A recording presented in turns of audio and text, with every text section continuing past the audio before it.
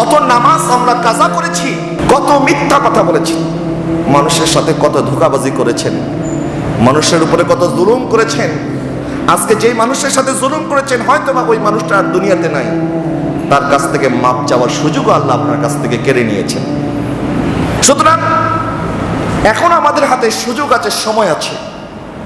আমরা যখন গুনাহ করে আমাদের বিরুদ্ধে সাক্ষী দেওয়ার জন্য 4 ধরনের ব্যবস্থা আল্লাহ করেছে।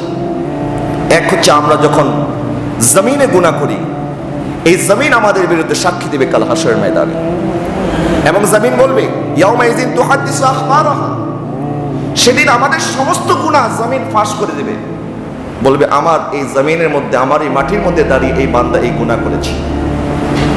এই জমিন, এই মাটি আমাদের বিরুদ্ধে সাক্ষী দিবে। আল্লাহ বলছে ইয়াউমা তুবলাস সারাইর ফামা লাহু মিন কুওয়াতিন ওয়ালা নাসির, এমন একদিন আসবে যেদিন আমি তোমার ভিতর থেকে সব বের করব।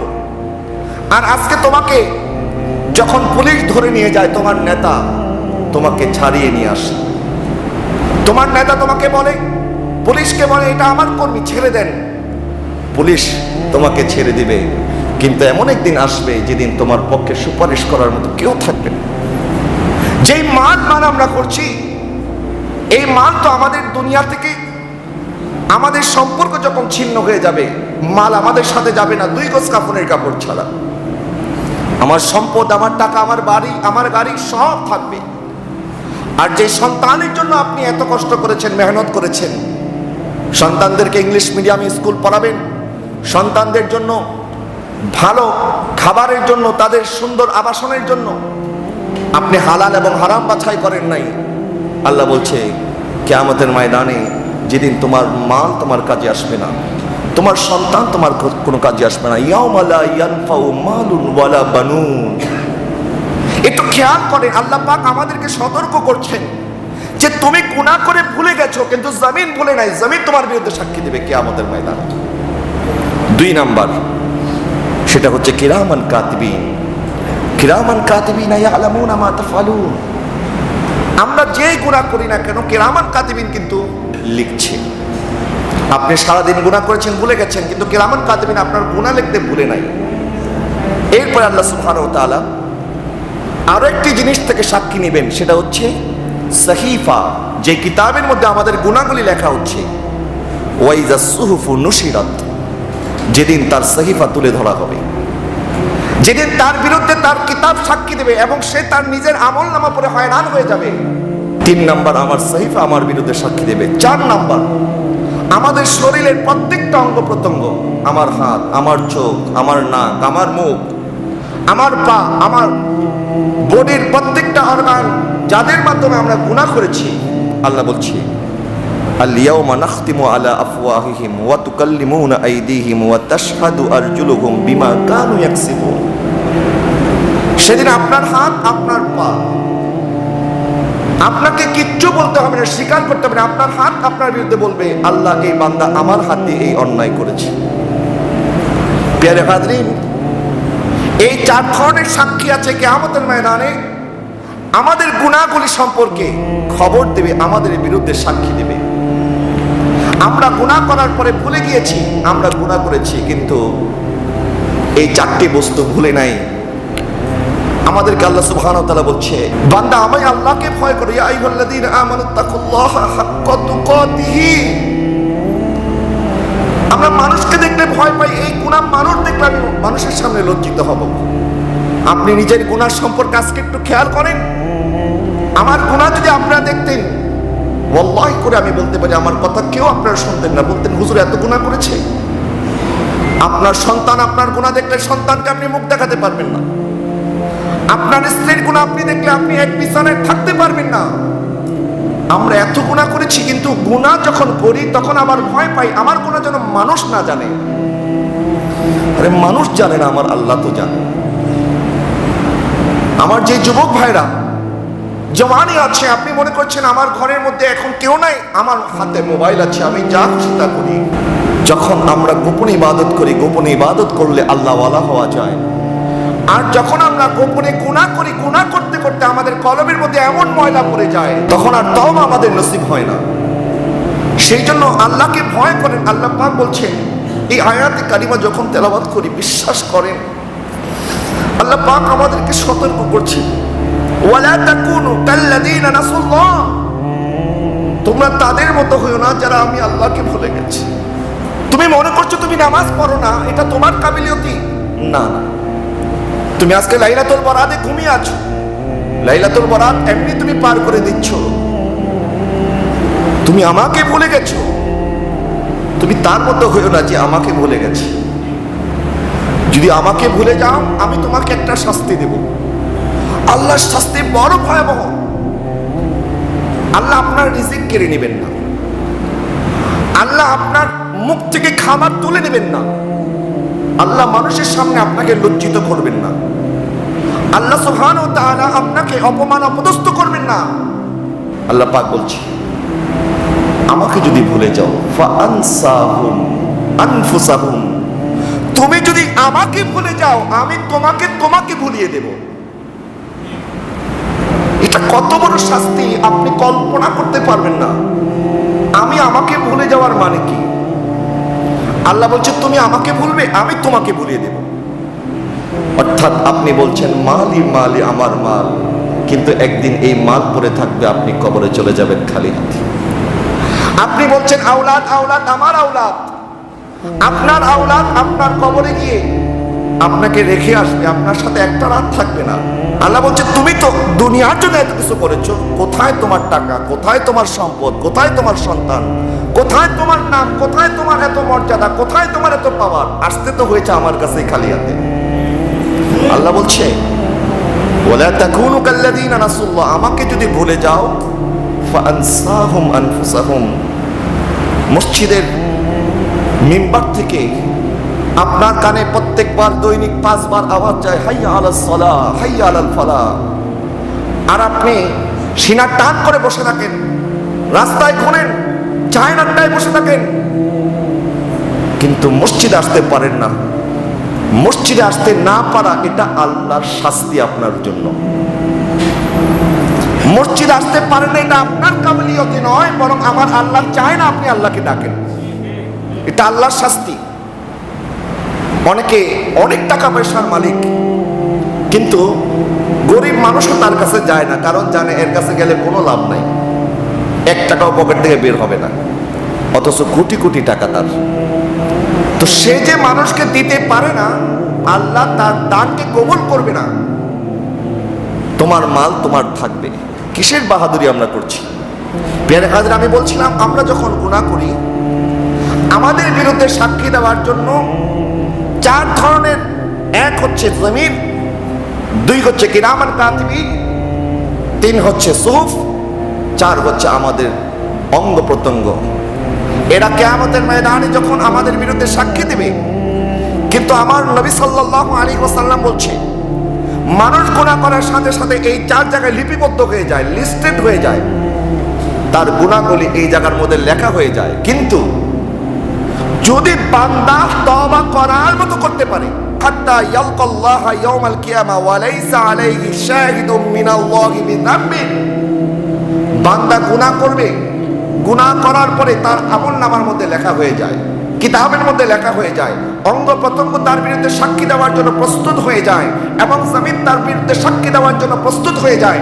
কিন্তু বান্দা যখন তওবা করার মতো তওবা করবে, আমার আল্লাহ জমিন থেকে, তার আমলনামা থেকে, তার সুহুফ থেকে, কিরামান কাতিবিনের খাতা থেকে, সমস্ত জায়গা থেকে আল্লাহ তার গুনাহগুলিকে এমন ভাবে মুছে দিবেন, কিয়ামতের ময়দানে সে যখন উঠবে, কেউ তার বিরুদ্ধে আর সাক্ষী দিবে না। তওবা করার মতো তওবা করেন, আল্লাহ সুযোগ দিয়েছেন, এখন আমাদের তওবার দরজা খোলা আছে। প্রিয় হাজরিন, আমরা সকাল থেকে সন্ধ্যা এত গুনাহ কাজ করছি যে একদিনের গুনাহ আমাদের জাহান্নামে যাওয়ার জন্য যথেষ্ট। সারা বছর বাদে যদি দেন, একদিনের হিসাব যদি আমরা করি, প্রিয় হাজরিন, নিজের গুনার কথা স্মরণ করেন, আখিরাতের কথা স্মরণ করেন, মৃত্যুর কথা স্মরণ করেন, এবং আল্লাহ করিম, আল্লাহ দয়াময়, আল্লাহ এখনো আমাদের জন্য ডাকছে। লাইলাতুল বারাতে আল্লাহ ডাকে, লাইলাতুল কদরে আল্লাহ ডাকে, জুমার রজনীতে আল্লাহ ডাকে, বান্দা কে আছো আমার কাছে ক্ষমা চাওয়া, আমি তো করিম, আমি তো তোমার রব, আমি ক্ষমা করে দেব। আমি আল্লাহ তোমার জন্য কি না করেছি। আল্লাহ আমাদের জন্য দেখেন আল্লাহর নিয়ামত। আমরা জীবন থেকে মৃত্যু প্রত্যেকটা সময় আল্লাহর নিয়ামত। আমরা যখন দুনিয়াতে এসেছি আমরা তখন কথা বলতে পারতাম না, আমরা কাঁদতাম শুধু। কিন্তু তখন আমার আল্লাহ মার মনের মধ্যে আমাদের প্রতি, সন্তানের প্রতি মার মনের মধ্যে এমন মায়া সৃষ্টি করেছেন, সন্তান কাদার আগেই মা বুঝতে পারতো আমার সন্তানের ক্ষুধা লেগেছে। এই মায়া মার অন্তরে কে দিয়েছে? মা কেন সন্তানকে এত মায়া করে? কারণ মা তো আমাদেরকে জন্ম দিয়েছে। মা আমাদেরকে 10 মাস 10 দিন গর্ভে ধারণ করেছে।